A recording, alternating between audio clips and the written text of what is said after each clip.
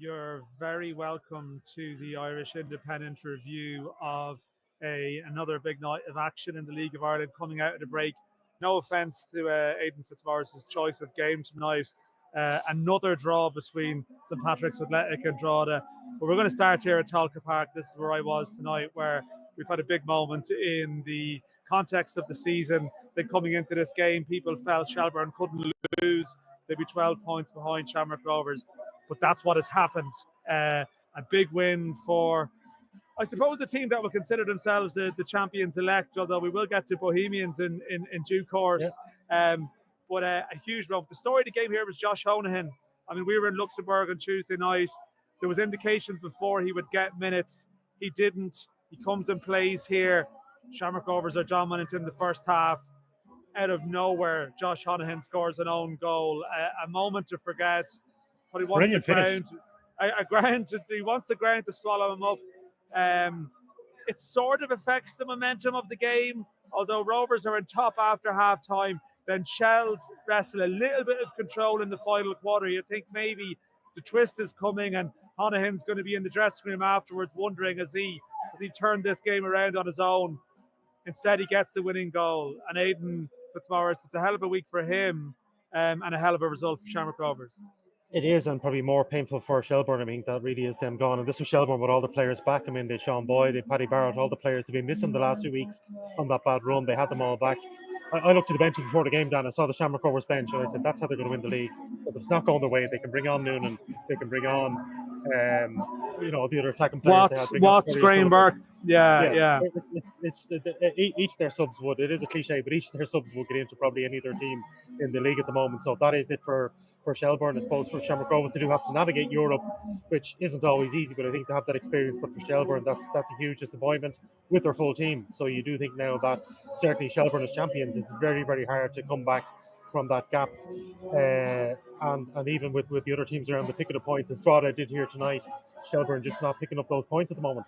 Yeah, I mean, I will say about Shells, I mean, they had quite a strong bench as well. I mean, Boyd and Odebeko were introduced in a double sub in the second half. Then Harry Wood come on with JJ Lunny. They were quite conservative early on, like Tariq Wilson probably tracking Jack Byrne in a man-to-man. They both come off together. And I think the thing for Shells would be, look, I think Rovers were the better team overall. No one could say otherwise. But they actually had a really good spell coming into the final quarter. Ed McGinty went down. Rovers needed the debrief. I'm not suggesting he wasn't injured, but it was one of those ones. And I think for Shells, the killer will be they conceded at their strongest point of the game. But for Rovers, yeah, I mean, Noonan wasn't even involved in the end. Watts off the bench, as you mentioned, Burke. They go to Drogheda on Monday, but for them, it's ominous. Now, look, we will get to your game in a minute, but I suppose the other thing you would say is Bohemians are 6 points off the top with a game in hand. They have won well in Cork tonight. I saw Cork City before the break. Looked like maybe the fortunes were turning. By all accounts, they were poor tonight. And Bohs, Aidan, they are a story, and they do play Rovers on Monday week. So maybe there is life from North Dublin, just not from maybe the team that people expected. There is, and clearly Bohs would want to be in Europe this year. It will hurt them not being in Europe, but I mean, to have that distraction-free somewhere, it does upset the rhythm. Those clubs are in Europe where you're travelling, you're in Bulgaria, you're in Malta on a Thursday night, you're arriving home in the early hours of Friday morning, and then have to turn around playing Sunday with the rhythm disrupted. Bohs don't have that because they can just fully focus. But what strikes me is Bohs again tonight, you look where the goals came from. Meekison got the first one. They're not reliant on, at the start of the season, they wondered, will Colin Whelan get the goals? How will Lise Musset work out? Colin Whelan again did the start tonight. Musset wasn't involved. I don't know what the story is there. Is he still injured or is there an issue there? But, they're just getting goals from all areas. Sean Grehan has scored a few. Rob Cornwall has scored. Ross Tierney. That's the plus for me as Bohemians is it's not as if they need Colin Whelan to turn it on and score to win a game.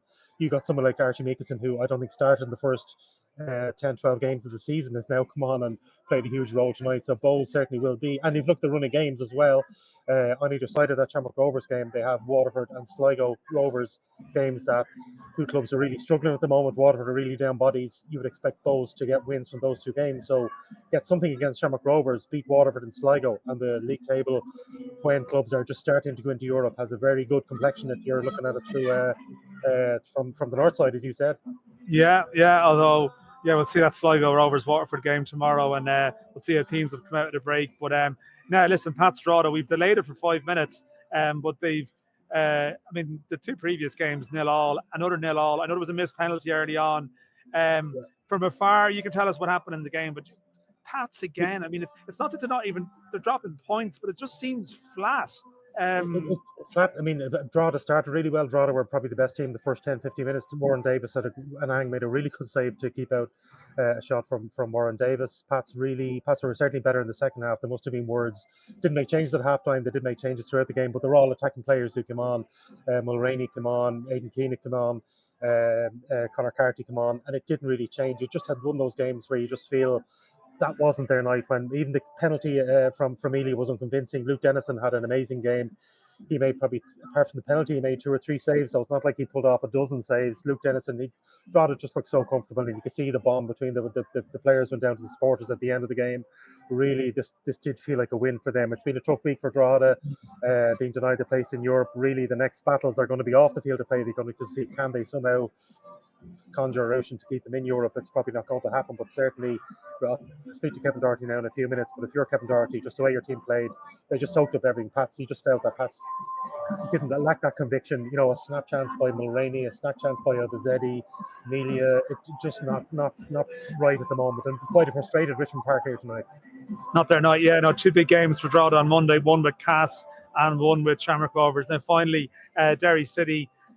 That's a team that's lost a little bit of their momentum as well. A 1-1 draw with Galway United. A couple of weeks ago we felt Derry were maybe building up ahead of steam, but at the moment they sit 5th on 28 points, 11 points, albeit with a game in hand off Shamrock Rovers. But disappointing. I know we have to go and talk to managers, but very briefly, Aidan, that's a disappointing. Derry, well, a couple of things with Derry. Look, they're not really making home advantage count. I do think the squad needs a bit of work. I do think they have made additions. Holt came in after the season had started, but I think that Derry squad at the moment isn't good enough to compete. I think you will see the talk, as I mentioned earlier on, talk of Pat Hooban maybe leaving, going to Coleraine. I think they will trim it down a bit. Probably squad is a little bit bloated at the moment. What's a plus for them is having Diallo back. He's a huge figure for them. He was on the bench tonight. I don't know if he got on. He will kind of beef up the midfield a little bit, but Derry, you just feel there's no momentum behind Derry at the moment. No, listen, that's the story of the Premier Division. Even Dundalk dropped points in the first, but Bray Wanderers lost away. So Cove Ramblers playing tomorrow. So Aidan, thanks again. I know you're going for a little bit of a holiday, so go and enjoy it. We'll be back on Monday. 2 big games involving the 4 European clubs, or what Drogheda hope to be the 4 European clubs. But yeah, stick with us on the Irish Independent. And thanks for joining us. Thanks, John.